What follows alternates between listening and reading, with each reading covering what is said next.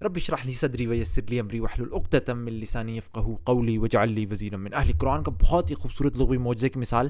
اس میں الفاظ کا وقت کے ساتھ کیا تعلق ہے میں آپ کو دکھاتا ہوں. 3 آیات ہیں تقریباً ایک جیسی ہیں, لیکن میں ایک چھوٹا سا فرق میں آپ کو دکھانے لگا ہوں. پہلے سورہ بقرہ کی آیت نمبر 151, اس میں اللہ سبحانہ وتعالیٰ فرماتے ہیں اعوذ باللہ من الشیطان الرجیم, میں نے تمہارے درمیان خود تم میں سے ایک رسول بھیجا, ارسلنا بھیجا, جو تمہیں میری آیات سناتا ہے, تمہاری زندگیوں کو سنوارتا ہے, تمہیں کتاب حکمت کی تعلیم دیتا ہے اور تمہیں وہ باتیں سکھاتا ہے جو تم نہ جانتے تھے. سورہ جمعہ میں ایسی ملتی جلتی آیت ہے, سورہ نمبر 62 آیت نمبر 2, وہی ہے جس نے امیوں کے اندر ایک رسول خود انہی میں سے اٹھایا, یہاں پہ بھیجا نہیں کہا, بعثا, اٹھایا, جو انہیں آیات سناتا ہے, ان کی زندگی سنوارتا ہے, کتاب حکمت کی تعلیم دیتا ہے, حالانکہ اس سے پہلے کھلی گمراہی میں پڑے ہوئے تھے. اور سورہ آل عمران میں بھی کہا بعثا, اٹھایا.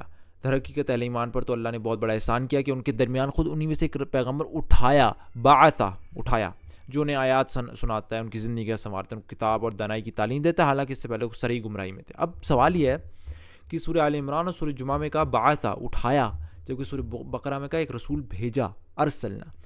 تو اس خوبصورتی کو سمجھنے کے لیے پہلے تو آپ کو لفظ کا پتہ ہونا چاہیے کہ بھیجنے کے لفظ میں شارٹ ٹرم کا جو ہے نا معنی بھی پایا جاتا ہے, کہ آپ کہیں لانگ ٹرم بھی پایا جاتا ہے, لیکن شارٹ ٹرم بھی, کہ کسی شخص کو بھیجا, اس نے اپنے کام کیا, واپس آ گیا. لیکن بعثا, اٹھایا, اس میں تو آپ کو پتہ ہے ایک لمبے عرصے کا معنی ہے, محنت کرنے کا معنی. کسی شخص کو کوئی پیدا ہوا کسی جگہ مثال کے طور پر, وہاں پہ پلا بڑا, پھر ان کے لوگوں میں درمیان رہا, ان میں محنت کی, ان کے ساتھ سخت وقت گزارا, ساری محنت کر کے اٹھانے کا مطلب یہ ہے ان کے درمیان کافی لمبے عرصے تک رہا. سبحان اللہ. اب آپ یہ دیکھیں سورہ جمعہ میں اور سورہ آل عمران میں کہا اٹھایا, لمبے عرصے والے بات کی, جبکہ رسول بھیجا جو شارٹ ٹرم کی بات ہے وہ سورہ بقرہ میں. اب خوبصورتی دیکھیں, سورہ بقرہ میں ساری بات کرنے کے بعد کیا کہا کہ تم میں رسول بھیجا جو آیات سناتا ہے, زندگی کا سنوارتا ہے, کتاب حکمت کی تعلیم دیتا ہے, اور تمہیں وہ باتیں سکھاتا ہے جو تم نہ جانتے تھے. گویا کہ کوئی بات کوئی شخص نہیں جانتا, آپ جائیں کسی شخص کو بھیجیں, وہ آپ کو بات بتا دے, ختم آ جائے, بات ختم ہو گئی.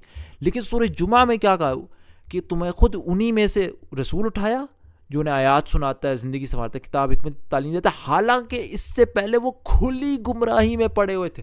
سبحان اللہ. صرف ایک بات نہیں بتائی, ایک شخص کھلی گمراہی میں, اسے گمراہی سے نکالنا ہے, وقت چاہیے, لانگ ٹرم بات ہے. سبحان اللہ. دیکھیں کتنی خوبصورت بات ہے. یہاں پہ اللہ کہہ سکتا تھا بھیجا بھی, لیکن اللہ کا اٹھایا, کیونکہ یہاں پہ ان کو گمراہی سے نکالنا ہے, وقت لگنا ہے, اس میں محنت لگنی ہے. سورہ آل عمران میں بھی کہا کہ ہم نے اٹھایا, جو ان کو ایسی ایک پیغمبر اٹھایا جو انہیں آیات سناتے, زندگی کا سنوارتا, کتاب دانائی کی تعلیم دیتا, حالانکہ اس سے پہلے ساری گمراہیوں میں تھے, وقت لگے گا, اس لیے اٹھایا. رسول صرف بھیج نہیں دیا, اٹھایا, ادھر ان کے درمیان رہا, وقت لگایا. سبحان اللہ. یہ پہلی خوبصورتی ہے. دوسری خوبصورتی آپ دیکھیں کہ یہاں پہ کہا کہ رسول بھیجا, انہوں نے کہا تمہارے درمیان خود تم میں سے ایک رسول بھیجا, لیکن یہاں پہ اور کوئی بات نہیں کی. سورہ جمعہ میں کہا جہاں کہا اللہ نے اٹھایا, جہاں وقت لگایا, اللہ نے کہا وہی ہے جس نے امیوں کے اندر, امیوں کے ان پڑھ لوگوں کے اندر, اب ان پڑھ لوگوں کو بات سمجھانا, پڑھانا, تعلیم دینا, اس میں وقت لگتا ہے, محنت لگتی ہے, لہٰذا زیادہ مناسب تھا کہا کہ اٹھایا. سبحان اللہ. اور یہ بات سورہ بقرہ میں ان کو امی نہیں کہا گیا.